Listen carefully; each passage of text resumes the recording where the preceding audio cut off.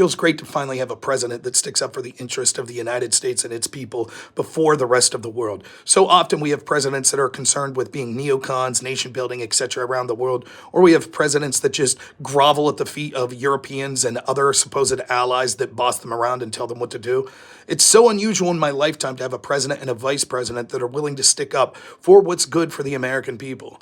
I'm tired of the average working class in this country being told they have to sacrifice again and again. We were told during the pandemic, well, you got to sacrifice. Well, the same people that were telling us we needed to lock down for the good of the country because we were non-essential went off and did whatever they wanted. They went to the French Laundry. They went to boutique salons. They went on vacations. No, it was us, the working class, that were told that we had to suffer. Many people I know that operated small businesses lost them and they never reopened. Many people were unable to see their dying parents as they were in nursing homes and they were allowed to go visit them. But you could still go to the casino. You could still go to the liquor store. You could still go to the big box stores.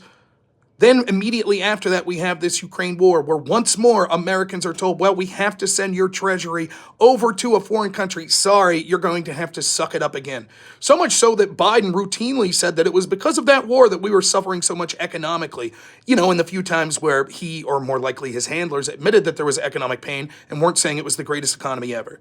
So it's unusual for an American president to stand up and unabashedly say, we're not going to allow our country to be disrespected and we're concerned with the interest of Americans first and foremost. Zelensky's arrogance in behind the scenes agreeing to a deal and then waiting until he was in front of a sycophantic media and criticizing J.D. Vance. He even called him J.D. instead of vice president. You'll see that that indignity wasn't returned as both Trump and Mr. Vance called Zelensky president the entire time. But what was really going on wasn't just that Zelensky didn't say thank you.